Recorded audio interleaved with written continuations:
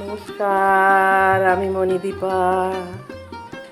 দীপাঙ্কন চ্যানেলে সবাইকে স্বাগত। এখন তো শ্রাবণ মাস, তালের মরশুম, তাল গাছে তাল পড়ছে।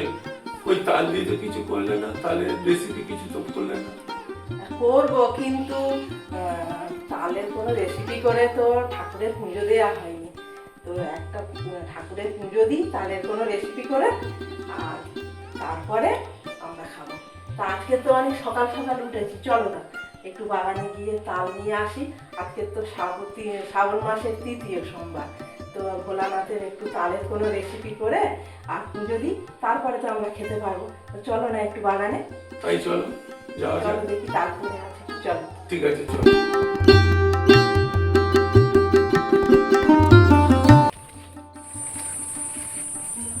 তাল সব কুড়িয়ে নিয়ে চলে গিয়েছে।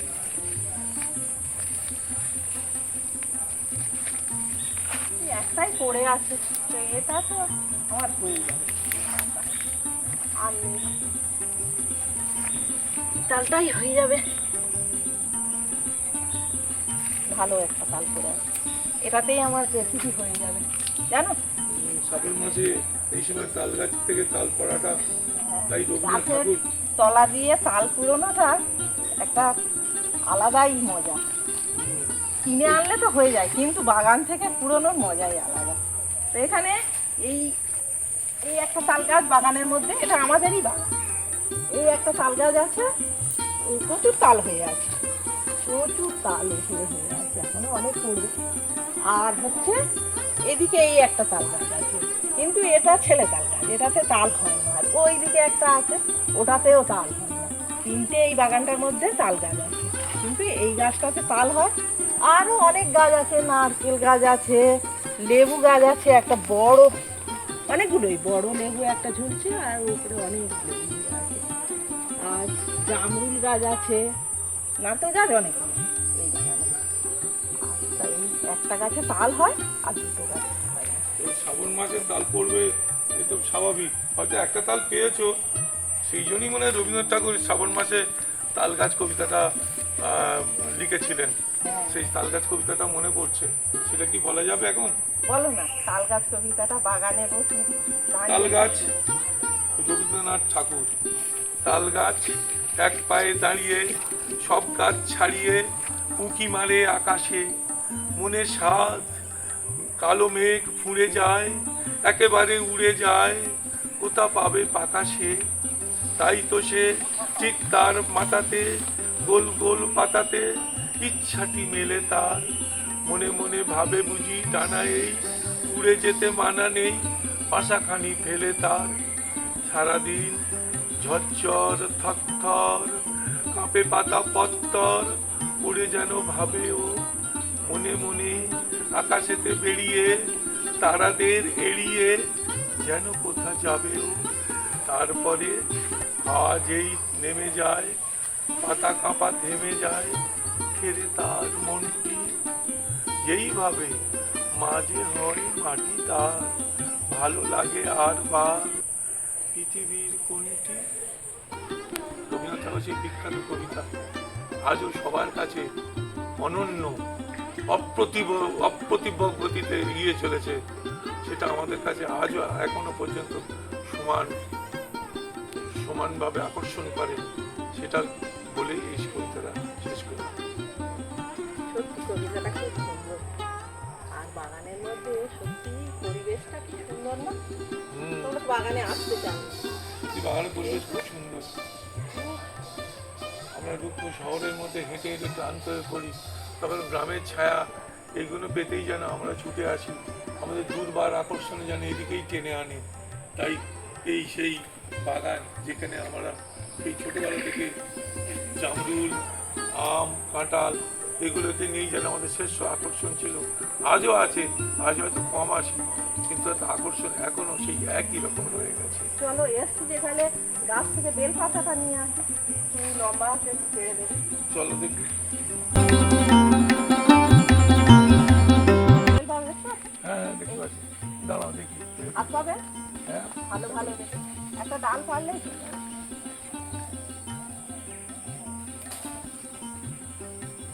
দেখো কাঁটা আছে।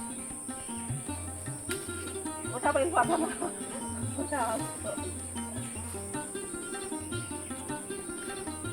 বড় দেখে ডাল নিয়ে না, অনেকগুলো পাতা চলে যাবে।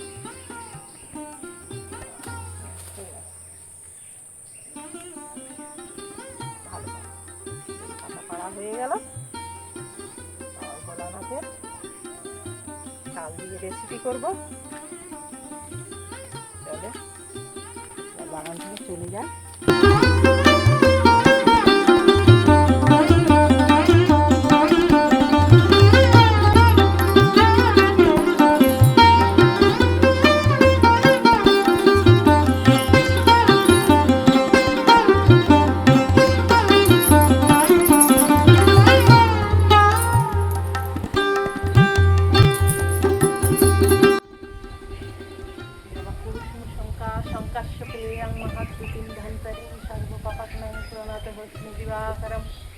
সূর্য সহস্রাংশ তেজরশ্মি জগৎপতি অনুকম্পায় মাং ভক্তাই গৃহাং কর্মং দিবাকরম এষ অর্ঘ্যং কর্মদায় নমো ওই শ্রী সূর্যায় নমো।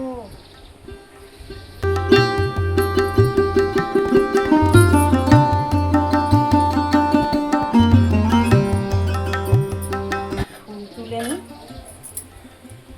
নীল জবা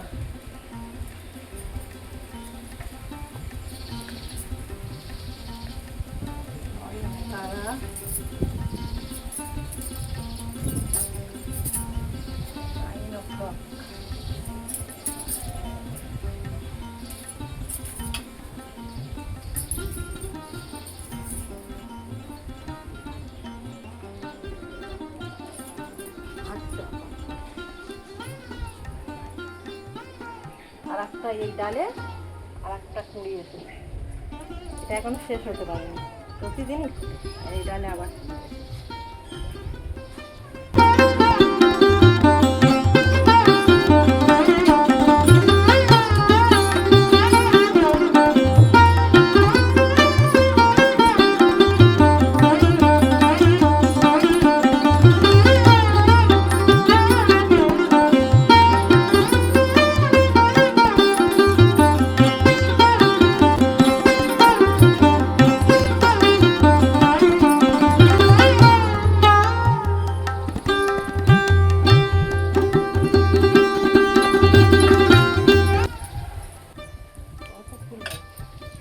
অনেক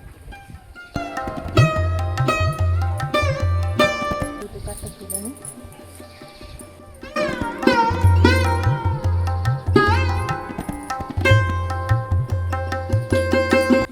ছাদের কাজ শেষ, নিচে যায় যদি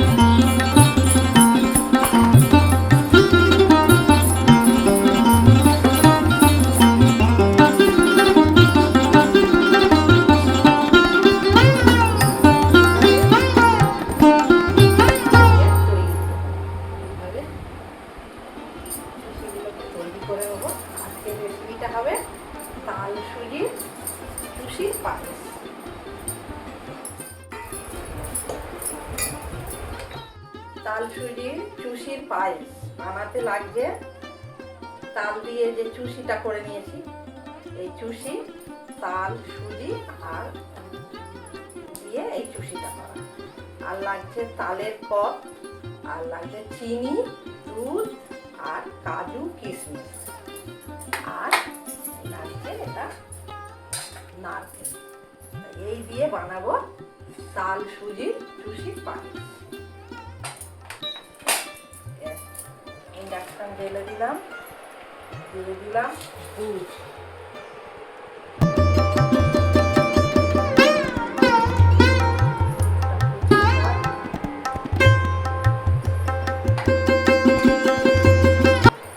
এবার দিয়ে দেবো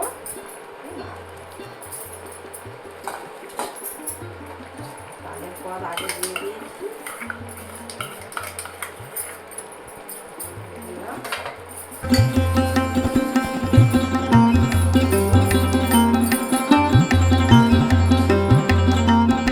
অভিষেক করানোর জন্য নিয়েছি দধি, দুগ্ধ, ঘৃত, মধু, শর্করা, আর নিয়েছি চন্দন দিয়ে তিলক করে, আর নিয়েছি এই গঙ্গা।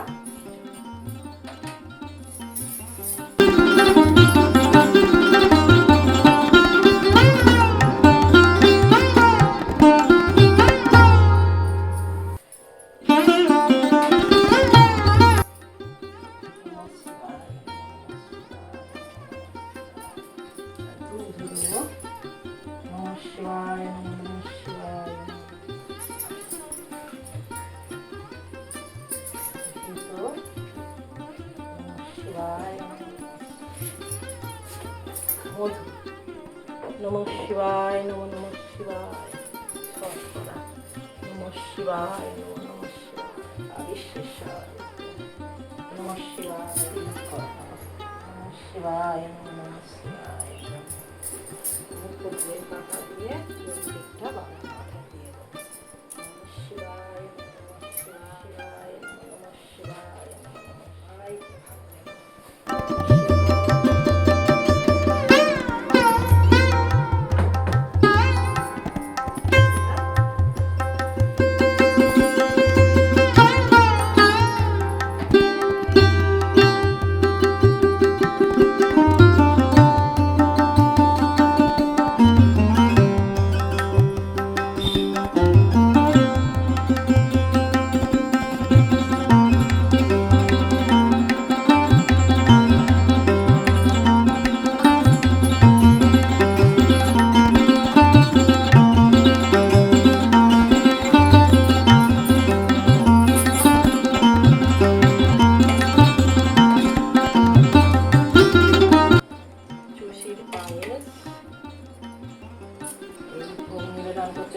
চুষির পায়েস, যেটা দুধ দিয়ে তৈরি করেছি, দুধ, চুষি, তাল,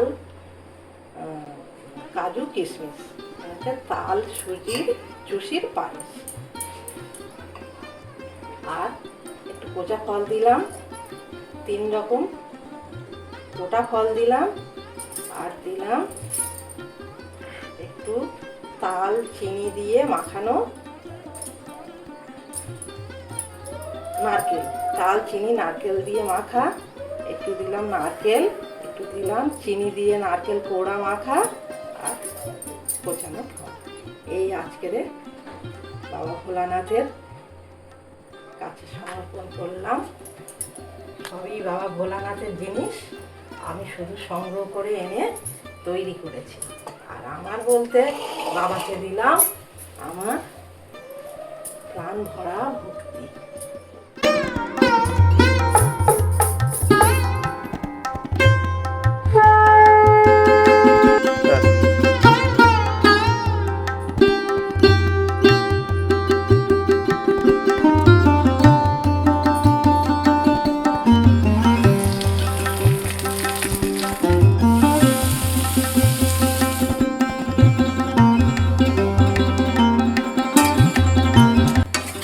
সকালের ব্রেকফাস্ট রেডি।